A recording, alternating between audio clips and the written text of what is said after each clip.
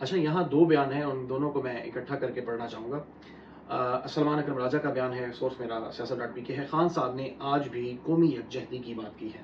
انہوں نے کہا ہے کہ مودی نے شکست کھائی ہے، وہ دوبارہ شرارت کرے گا۔ اچھا، یہ میرا بھی کہنا تھا، پچھلے دنوں میں نے بھی کہا تھا کہ مودی شرارت کرے گا، وہ بیٹھے گا نہیں، اس کی بہت بے عزتی ہوئی ہے اپنے معاشرے میں، اپنی عوام کے اندر بڑی جگ ہسائی ہوئی ہے، تو وہ لازمی کوئی نہ کوئی اس حوالے سے کوئی اقدام کرے گا۔ اللہ کرے گا کہ پھر اسے شرمسار ہونا پڑے گا اور اس کو شکست فاش سے جیسے وہ پہلے 2-4 ہوا ہے، انشاءاللہ تعالیٰ اب 2-4 نہیں ہوگا، 4-8 ہوگا۔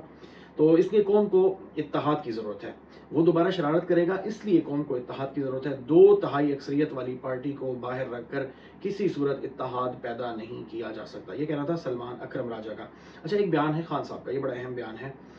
اور فوج بھی میری ہے، ملک بھی میرا ہے، اتحاد کا وقت ہے، پارٹی اور افواج میں اتحاد ہونا چاہیے۔ میرے خیال میں یہ بات کر رہے ہیں پاکستان تحریک انصاف کے حوالے سے، کیونکہ آپس میں نا کچھ اختلافات، یعنی کہ پاکستان مسلم لیگ نون جو ہے وہ اکثر و بیشتر کوشش کرتی رہتی ہے، جیسا کہ آپ نے پچھلے دنوں مریم صفدر صاحبہ کو دیکھا ہے کہ وہ کہیں بھی پروگرام میں جاتی ہیں، بھائی آپ پہلے جب جنگ ہوتی رہی ہے اس ٹائم تو آپ سامنے آئی نہیں، جب جنگ ختم ہو گئی ہے تو اس کے بعد آپ نے پھر وہ 9 مئی کی رٹ لگا کے رکھی ہوئی تھی، جبکہ آپ کو انڈیا، بھارت، مودی کے خلاف، لیکن وہ کیونکہ آپ کے انکل ہیں ان کے خلاف آپ نے پہلا بات کیسے کرنی ہے، آپ کے بزنسز ہیں، آپ کے کاروبار ہیں وہ ٹھپ ہوتے ہیں، تو وہاں آپ میرے خیال میں ایسی بات نہیں کر سکتے۔